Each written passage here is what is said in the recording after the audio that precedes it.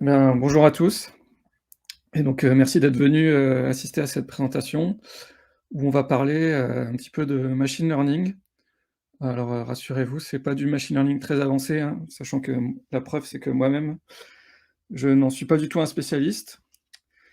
Mais alors, pourquoi, n'étant pas spécialiste, je vous fais une présentation là-dessus? Bah, en fait, cette présentation, c'est un bébé, du confinement que nous avons tous vécu en 2020. Et donc pendant ce confinement, comme, beaucoup, et ben, j'ai travaillé à distance, côte à côte avec mon épouse qui elle aussi était en télétravail et cela m'a permis d'avoir, ben, un regard, plus, étroit que jamais auparavant sur, son travail à elle. Alors son travail à elle, c'est en tant qu'employée à la mairie d'une grande ville, du sud de la France.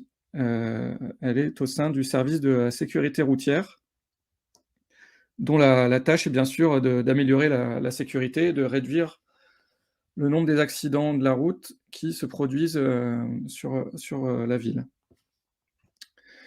Donc pour ça, ils ont une méthode, simple. Depuis plus de 10 ans, ils font ça. Ils passent en revue tous les accidents qui se sont déroulés, sur la commune et ils essayent de détecter les zones les plus accidentogènes afin de, proposer des modifications, d'installer des panneaux, ces choses-là, pour, réduire le nombre d'accidents, là où c'est nécessaire.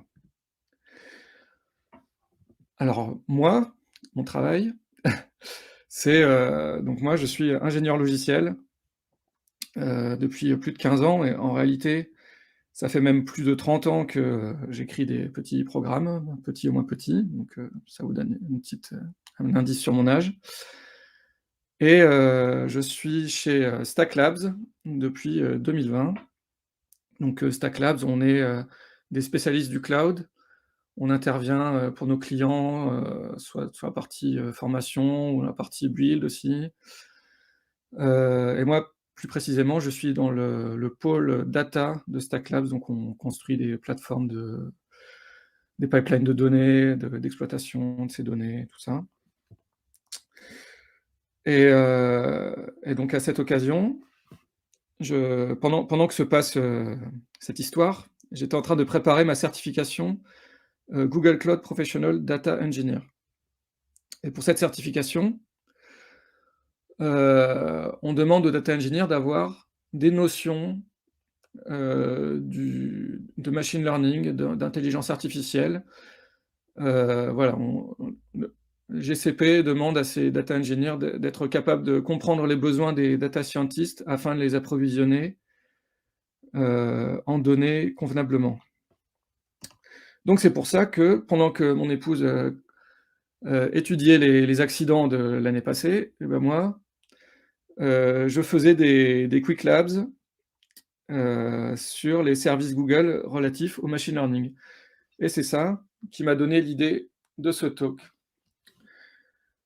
Alors j Voilà le problème, les données du problème, auquel est confrontée mon épouse. Donc son but, c'est de classifier les accidents de la route pour identifier les intersections dangereuses dans la ville. Donc ça veut dire qu'on va avoir 2 catégories d'accidents. Il y a ceux qui se sont déroulés, ce qu'on appelle hors intersection. Autrement dit, ce n'est pas c'est un terme qui veut dire que la voirie n'est pas en cause, c'est plutôt, une erreur de conduite et donc l'autre catégorie, c'est l'inverse, c'est intersection, c'est là où peut-être, sûrement, la voirie a, une part de responsabilité dans l'accident et pour faire cette classification, et bien, on se base sur, une donnée, unique qui est un rapport circonstancié d'accident donné par la police. Alors, ces rapports, je vous en ai copié quelques exemples ici, donc ce sont des vrais rapports, copiés-collés tels quels, donc avec les tournures particulières, les abréviations, vraiment ce sont des vraies données là que vous voyez. Et vous voyez aussi que, sur l'exemple que vous avez sous les yeux, les circonstances d'accident, c'est quelque chose de très succinct. C'est en 1 ou 2 phrases, quelques mots. On a juste ça pour faire notre classification. Donc là, un premier exemple que je vous lis. En voulant éviter une benne à travaux en stationnement, faites un écart et chute, pas d'autre VL en cause. Donc là, juste en se basant sur ce petit descriptif, et ben, les experts de la sécurité routière de la mairie disent, bah, c'est un accident qui s'est déroulé hors intersection. Il y a pas d'indication, qui indique, un carrefour, un problème de voirie ou quoi que ce soit. C'est, quelqu'un qui fait un écart et qui provoque un accident. Un deuxième exemple, en rentrant dans un rond-point, le VL F42 ans NB ne respecte pas le CD passage et percute le cycle F32 ans B qui circule à l'intérieur du rond-point. Donc là, contrairement au premier exemple, on va le classifier en intersection, parce que là, bon, bah, c'est très simple, hein, ça se passe sur un rond-point, il y a la notion de céder le passage, donc c'est typiquement l'accident d'intersection, classique. Un dernier exemple, 2 VL sont à l'arrêt au feu rouge, le troisième les percute, troisième VL, 2 blessés, conducteur et passagers. Alors là, en première lecture, il est fait mention d'un feu rouge, on se dit, ça pourrait être, un accident d'intersection. En fait non, celui-là a aussi été classifié par les experts en hors intersection. Pourquoi? Bah, parce que, les 2 véhicules au feu rouge étaient à l'arrêt et c'est un troisième qui est venu les percuter et donc dans ce cas, on a considéré que c'était une erreur de conduite du troisième véhicule et que c'était pas, la faute du feu rouge. Donc heu, donc voilà, vous voyez les textes sont assez succincts et l'interprétation peut être, un peu subtile. Donc on ne peut pas juste se contenter de faire de l'analyse de texte, en repérant des mots-clés. Voilà, faut vraiment, creuser plus loin que ça. Et donc ce que je me suis demandé, c'est est-ce que, les outils de GCP que j'étais en train d'étudier pour, ma certification, pouvaient m'aider à résoudre ce problème-là, de manière simple, parce que comme je le redis, je ne suis pas du tout spécialiste. Donc j'ai voulu mener cette expérience. Alors en effet, on est devant un cas d'école parce que, on a 10 ans d'historique de ces accidents référencés, donc ça va pouvoir constituer un dataset d'entraînement. La tâche consiste à, classifier juste les données de l'année, écoulée, ce qui représente, pour l'année en question, 639 accidents et ces 639 accidents, de par leur, rapport, sont décrits en langage naturel. Donc on est vraiment dans une situation classique, d'un problème de machine learning, de traitement de natural language, langage naturel. Donc sachant ça, je me suis dit: «Quels sont les services de GCP qui vont pouvoir m'aider à accomplir cette tâche?» Donc le machine learning chez GCP, en fait, bah, en fait, c'est très foisonnant. Il y a beaucoup de services, comme vous voyez et encore là, je vous ai pas tout mis. Il y en a encore plus et ils s'en rajoutent, régulièrement. Donc comment on peut s'y retrouver au milieu de cette jungle? Bah, en fait, il y a 3 grandes familles. À gauche, là, vous avez ce qu'on appelle les pre-trained models, c'est-à-dire des services de machine learning qui sont clés en main. Il y a généralement une API REST ou une IHM et on peut directement, les interroger, et faire des prédictions. On n'a rien de plus à faire. Donc pensez par exemple à Google Translate. Vous mettez juste votre texte et Google Translate vous le traduit aussitôt dans la langue, voulue. À l'opposé, de l'autre côté, on a des outils, qui vont nous permettre qui vont nous aider à construire nos propres modèles. Donc, vous avez BigQuery ML, vous avez TensorFlow, vous avez AI Platform. Donc là, on s'adresse c'est plutôt à destination des spécialistes, des data scientists, on va plutôt les aider à construire leurs modèles et à les exploiter. Entre les 2, nous avons AutoML. Alors là, AutoML, heu, lui, c'est différent. C'est un modèle qui a déjà été développé, qui existe et par contre, on va juste avoir à l'entraîner avec nos propres données. Alors, il y a une nouveauté depuis mai de cette année.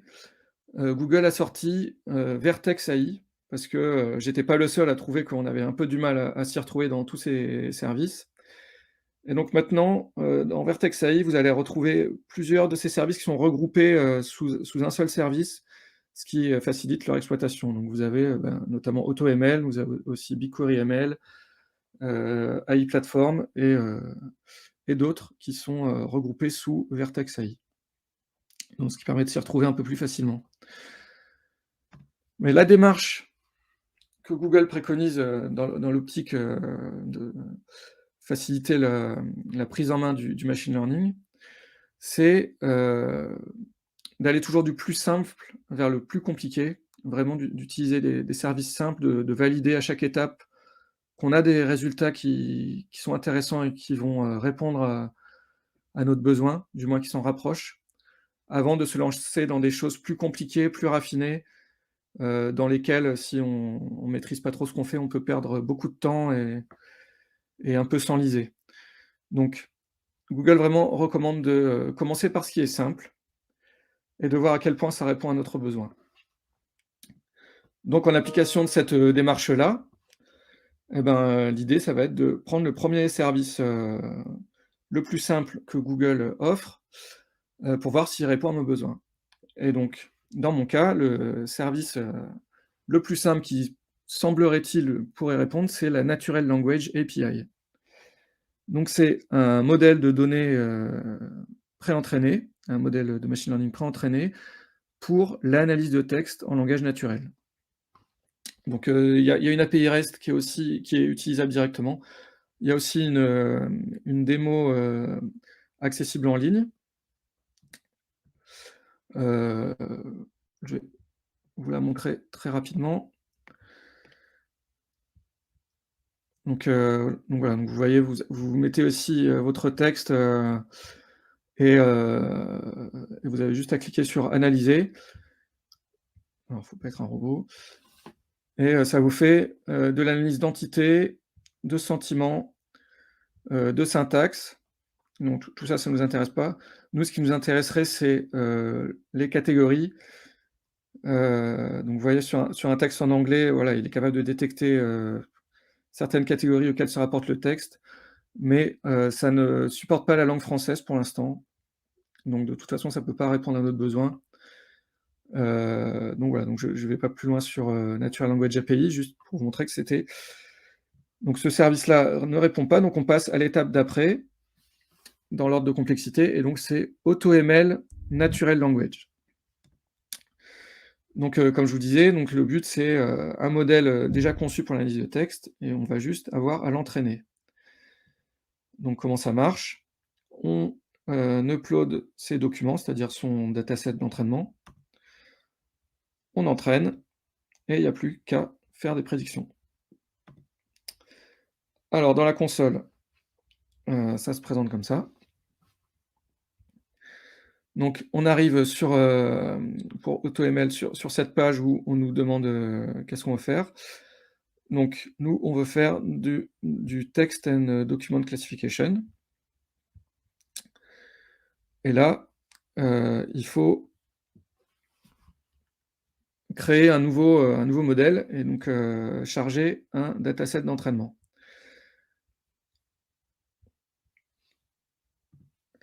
Donc notre dataset d'entraînement, il doit donc ça c'est AutoML qui l'impose.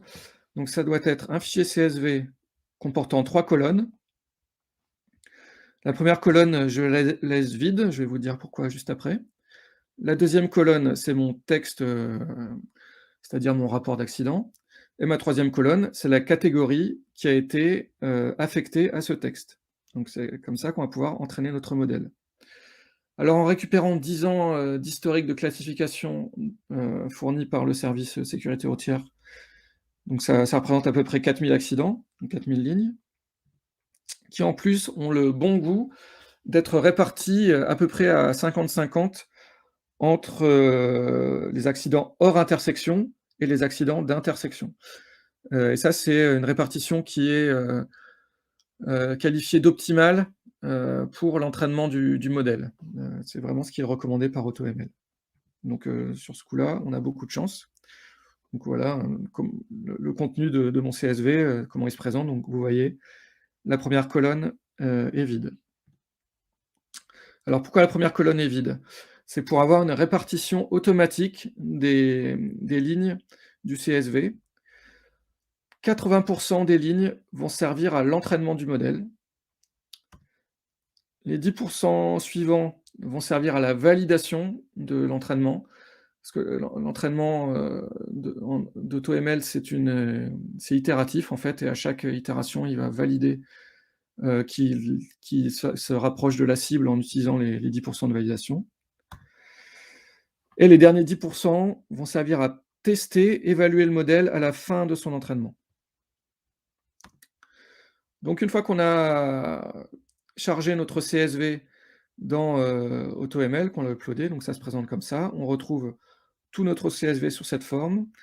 On peut éventuellement, supprimer des lignes, enfin voilà, on peut parcourir toutes les lignes et en exclure certaines, si on veut. Et là, à gauche, vous voyez le nombre de lignes, le nombre, 80 qui va servir à l'entraînement, 10 validation, 10 testing. Et donc la répartition entre mes 2 catégories qui est à peu près, 50-50.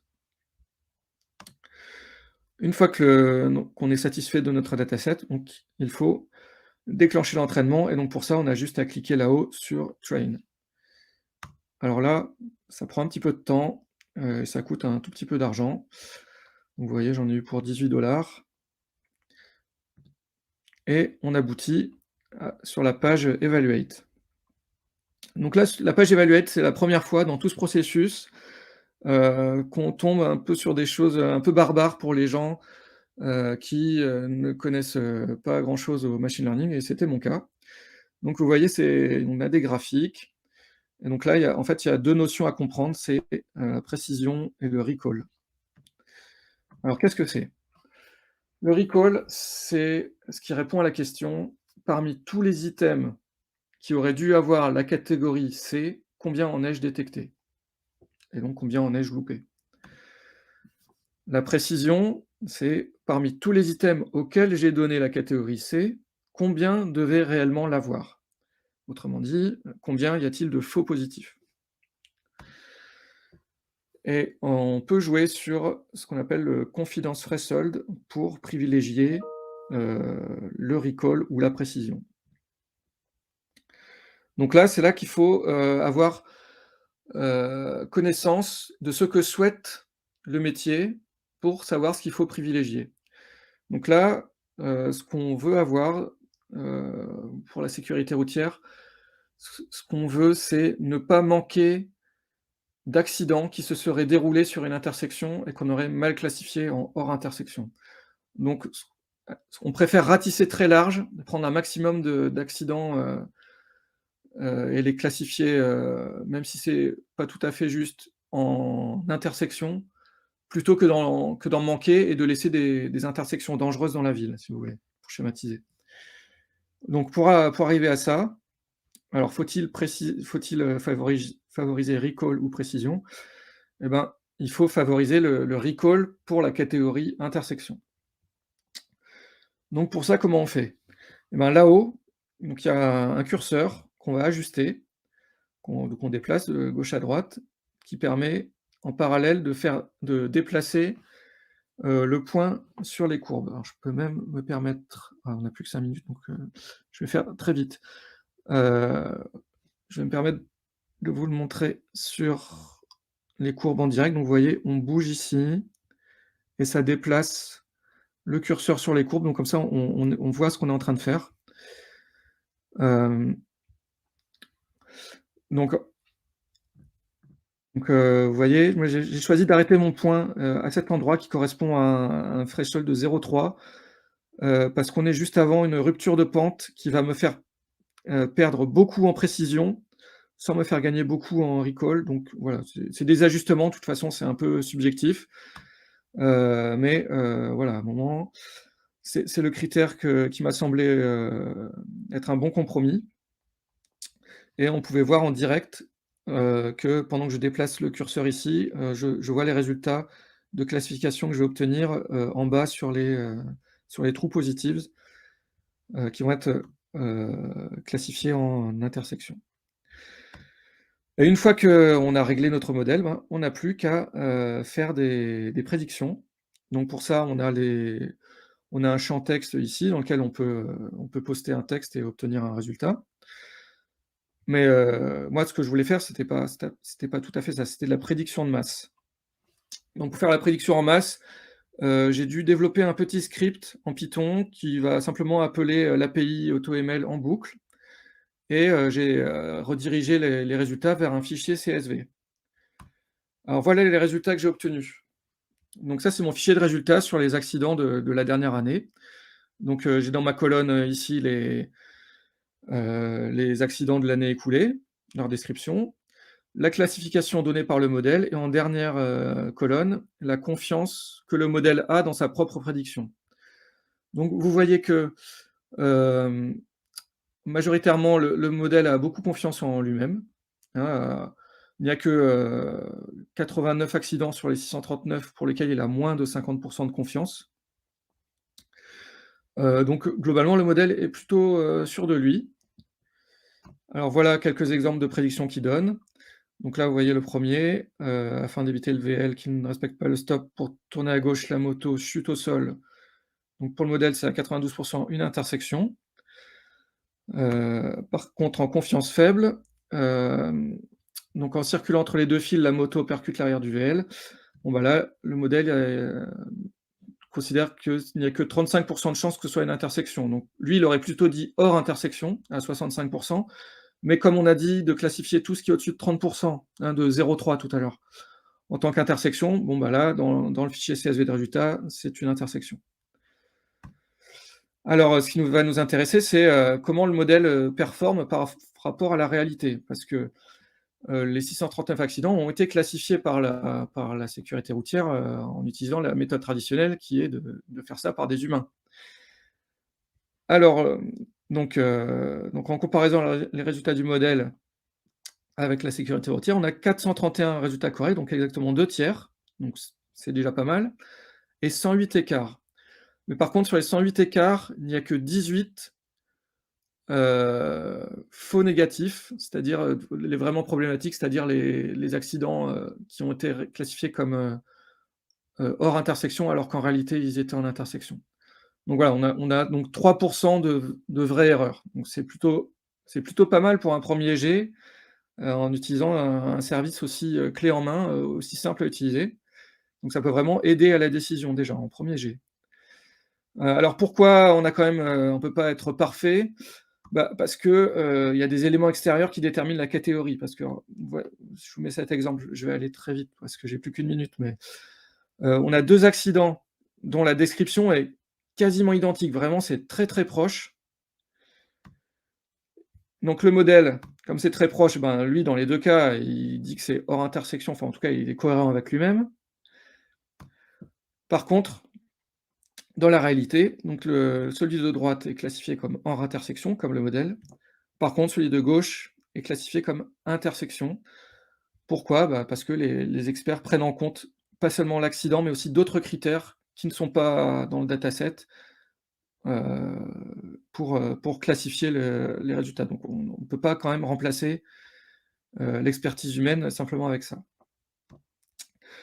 Donc en conclusion, pourquoi ça a plutôt bien marché. Alors pourquoi ça a aussi bien marché? Bah, déjà avant tout parce que j'avais sous la main le dataset qui allait bien, donc qui était déjà bien séparé. J'ai pas eu de nettoyage à faire, de choses poussées à faire pour l'avoir, il était déjà tout prêt.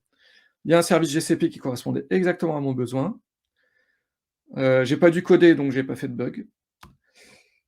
et donc on a obtenu des résultats du premier coup. Alors comment ça pourrait marcher mieux et comment se rapprocher d'avoir des prédictions encore plus proches des 100? Bah, peut-être j'aurais pu essayer d'améliorer le dataset. Là, j'ai pris tout le dataset tel quel, j'aurais pu un peu filtrer peut-être. J'aurais pu prendre en compte d'autres infos qui sont utilisées par l'humain, notamment, la localisation de l'accident, la fréquence d'accident au même endroit. Mais, pour, prendre en compte ces données-là, donc il aurait fallu faire du feature engineering, utiliser des modèles custom et des technologies plus avancées, donc TensorFlow. On m'a aussi parlé la dernière fois que j'ai fait cette présentation de AutoML Tables qui peut-être pourrait répondre aux besoins. Globalement, ça s'adressait plutôt à des spécialistes, que je n'étais pas. Donc voilà. Alors, si vous avez des questions, malheureusement, on n'a plus beaucoup de temps, plus de temps du tout même, mais je suis joignable, donc soit par mail, soit, sur, GitHub, soit sur dev.to. Voilà, je vous remercie beaucoup et à une prochaine fois.